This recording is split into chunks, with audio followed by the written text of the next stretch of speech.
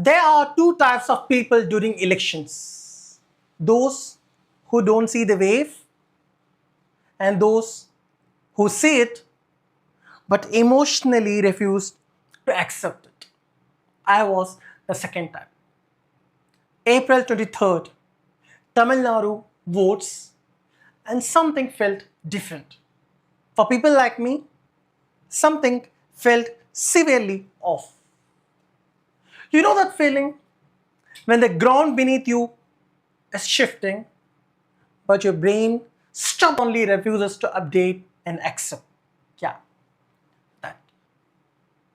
When reality is knocking on your door and your brain goes, no, that can't be true.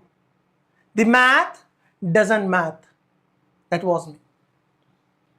Because everywhere I looked, there were signs. Even during exit polls, I knew something didn't add up.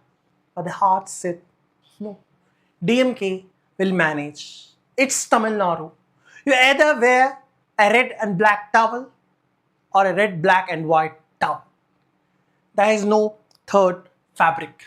We don't do third options here in Tamil Nadu. It was a 50-year-old Dravidian pendulum. Tick tock, tick tock. Up goes DMK, down goes AIADMK.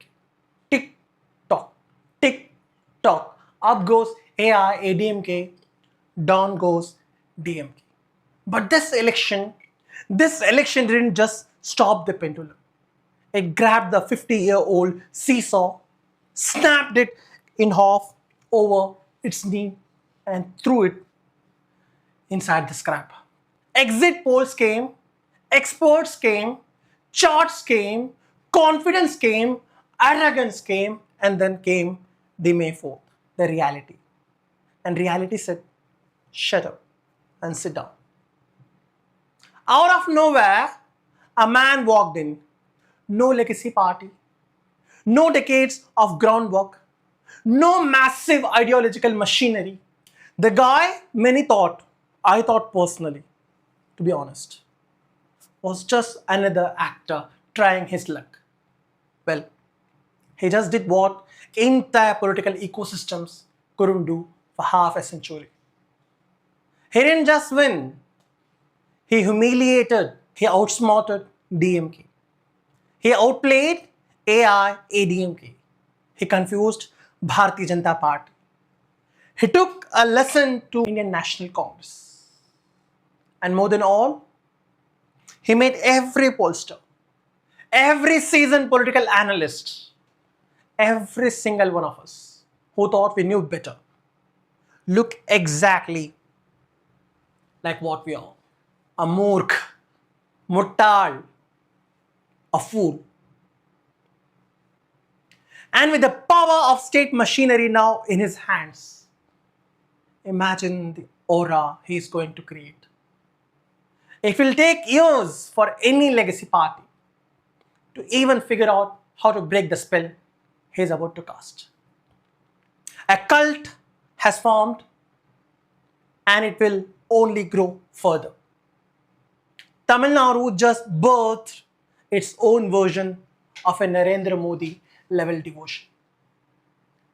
Now, my only wish, my absolute only hope for this state is that this one turns out to be a good one. Good thing, Vijay has never shown the DNA of a fascist. And that matters a lot. But a cult is a cult. It doesn't need a fascist to become dangerous. It just needs blind faith. And that is exactly what terrifies me. Because right now, this is the honeymoon phase. Everything feels fresh. Everything feels hopeful. Everything feels right. But when the honeymoon phase ends, when the real governance starts, and the inevitable mistakes happen, will this cult allow dissent? Will it tolerate criticism? Will it accept the shortcoming of its leader? or will pointing out become a crime? Because we have seen this before. First comes admiration, then comes emotional attachment, then comes blind defense. And before you realize it, you're no longer supporting a leader, you're protecting an image. And the bhakti, what they call it, north, blind devotion. But there is a fear for tomorrow. Today the mandate is the mandate. The people have spoken. So let us give respect where it is absolutely due. Congratulations to the TVK cadres, to the workers of the Tamilaga Vettri Kazhagam, who turned belief into ballots. And finally, to the man himself, Joseph Vijay. Congratulations on your spectacular rise. Congratulations on making history.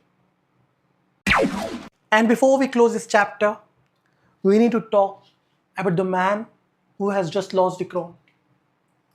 Sir Muttuvel Karunanidhi. Still, he may have lost the state, he may have lost his own constituency, but his relentless fight for federalism, his unapologetic defense of state autonomy and linguistic pride, that will not be forgotten by the history books. Whether you agreed with him or not, that fight mattered. Leaders will rise, leaders will fall, but ideas, they wait for the next fight.